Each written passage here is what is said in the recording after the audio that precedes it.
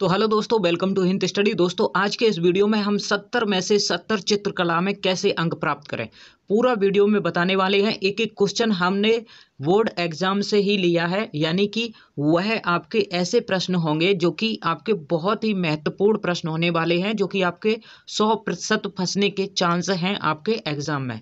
तो देखिए दोस्तों, यहाँ पर हम तुरंत इस वीडियो को आप देख लीजिएगा। कला का पेपर एकदम आपको यह लगेगा कि लीक पेपर हो गया है, यह ऐसा आपका क्वेश्चंस यहाँ पर आपको दिखाई देंगे। तो देखिए दोस्तों, हमने पिछले क्वेश्चन को करा रखे हैं, उस वीडियो को आप भी देख लीजिएगा, ठीक है। तो देखिए 25 फरवरी को यही पेपर आपका छपने वाला है। धुआं धुआं काटोगे आप। देखिए 70 में से 70 अंक आपके निश्चित ही बनेंगे अगर आप इन प्रश्नों को अच्छे से कर लेते हैं और पिछला वीडियो भी आप देख लेते हैं। तो देखिए दोस्तों, अगला प्रश्न देखते हैं क्या है। प्रश्न बहुत ही महत्वपूर्ण प्रश्न है। देखिए पहला प्रश्न है, आदर्श रंग हैं कितने हैं? आदर्श रंग 8 हैं या फिर 3 हैं या 4 हैं या 6 हैं? तो आदर्श रंग कितने होते हैं? तो 6 होते हैं आदर्श रंग। डी ऑप्शन सही होगा। अगला प्रश्न है, चित्रकला के कितने अंग माने जाते हैं? तो चित्रकला के कितने अंग माने जाते हैं आप जानते होंगे। तो 6 ही अंक चित्रकला के अंग माने जाते हैं, ठीक है। आपको ध्यान से ये याद रखना है और पिछले वीडियो को भी देख लेना है, क्योंकि बहुत ही इंपॉर्टेंट उसमें भी हमने क्वेश्चन कराए हैं। आपको डिस्क्रिप्शन बॉक्स में उसका लिंक मिल जाएगा, तो आप देख लीजिएगा। गुलाबी रंग किन दो रंगों का मिश्रण होता है? तो गुलाबी रंग जो है आपका किन दो रंगों का मिश्रण होता है?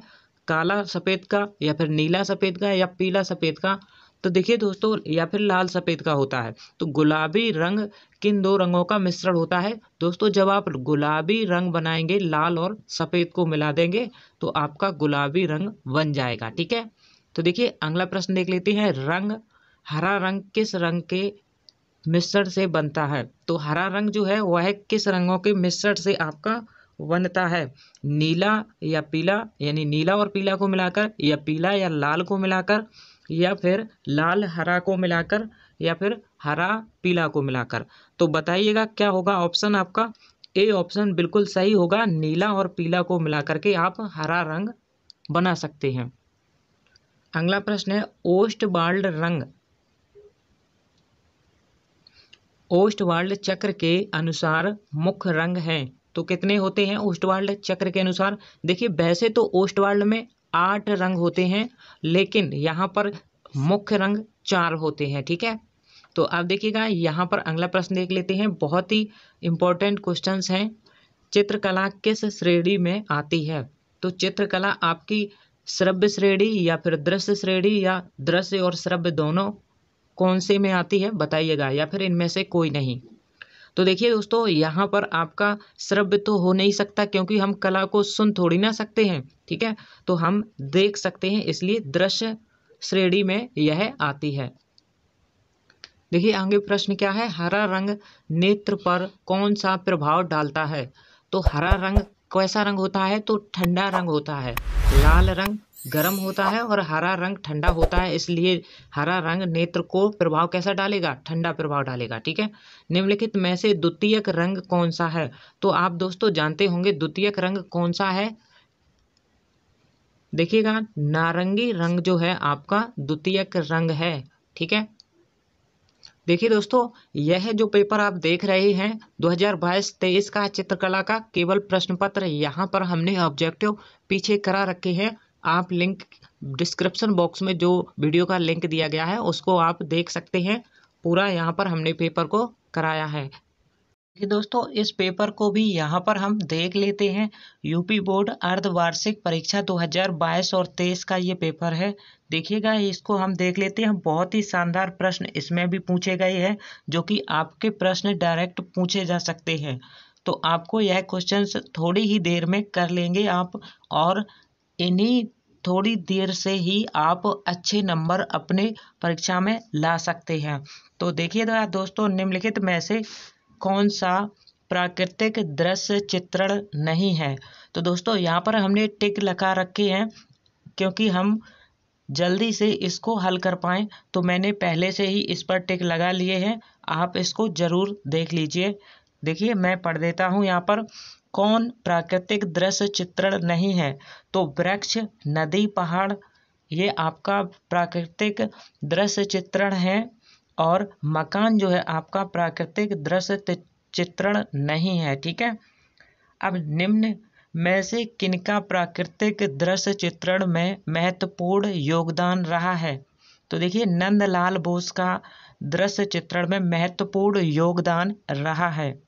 वातावरण के दूर के दृश्यों को चित्रण में प्रायः किस प्रकार दिखाया जाता है? तो धुंधले और स्पष्ट, अस्पष्ट दिखाया जाता है दूर के दृश्यों को।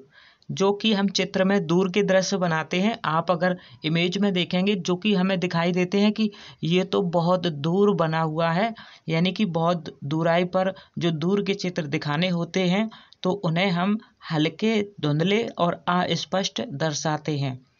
जहाँ प्रकाश, अगला प्रश्न है, जहाँ आकाश और पृथ्वी मिलते नजर आते हैं अथवा क्षितिज पर धुंधला दिखाने के लिए जिस रंग का प्रयोग किया जाता है वह होता है हल्के बैंगनी रंग का, जो हम प्रयोग करते हैं हल्का धुंधला दिखाने के लिए। ठीक है। देखिए, किसके मिश्रण के प्रयोग से चित्रण में कहीं कहीं छाया तथा धब्बे लगा देने से स्वाभाविकता आती है?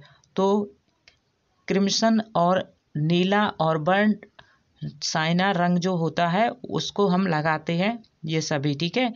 ये क्वेश्चन आपका नहीं आ सकता है। ठीक है। तो देखिए, जो इम्पोर्टेंट क्वेश्चन है उनको एक बार देख लीजिएगा आप बस। ठीक है। झोपड़ियों के चित्रण में छप्परों को प्रायः किस रंग से दर्शाया जाना चाहिए? तो पीले रंग से दर्शाया जाना चाहिए। ठीक है, पीला रंग। ठीक है। अब देखिए, पानी वाले क्षेत्र के किस भाग को सफ़ेद रंग से दिखाया जाता है? तो किस भाग को पानी वाले क्षेत्र से सफ़ेद रंग से दिखाया जाता है? तो दूर वाले भाग को हम सफ़ेद रंग से दिखा सकते हैं। ठीक है। चित्रण में रंगों का चुनाव करने में किससे दृश्य स्वाभाविकता आती है? तो सतर्कता से। ठीक है। रंग से, सोचने से या अस्पष्टता से, तो सतर्कता रखेंगे तभी आपका चित्र स्वाभाविकता उसमें दिखाई देगी। चित्रों में प्रायः किसे दर्शाने के लिए काले रंगों का प्रयोग किया जाता है? तो गहराई को दर्शाने के लिए काले रंग का प्रयोग करते हैं हम। ठीक है। प्राकृतिक दृश्यों के चित्रण में किससे दृश्य की स्वाभाविकता नष्ट होने की संभावना होती है? तो गलत रंगों के प्रयोग से बिल्कुल, और अस्पष्ट चित्र से तो ये भी, और रंगों के बेमेल से तो बिल्कुल आपको सही जगह पर रंग लगाने होते हैं, तो ये सभी आपके नष्ट होने की संभावना होती है। ठीक है। तो देखिए, यहाँ पर अगला प्रश्न देख लेते हैं। निम्नलिखित में से कौन सा प्रभावी आलेखन में सहायक होते हैं? तो अटूट रेखाएं बिल्कुल होती हैं। रेखाएं अगर नहीं खींचेंगे तो चित्र नहीं बना पाएंगे सही। ठीक है। लयबद्ध रेखाएं, बिल्कुल जैसा हमें चित्र बनाना है वैसी हमें रेखाएं खींचनी होती हैं। रंग, और ये सभी रंग भी अच्छे से भरने होते हैं। तो हमारा ये सभी सही होगा ऑप्शन। आलेखन में कौन सी शर्त आवश्यक नहीं है?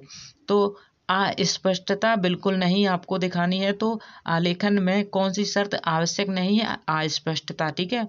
आलेखन का वर्गीकरण किन आधारों पर किया जाता है? तो बनावट एवं सजावट के आधार पर किया जाता है।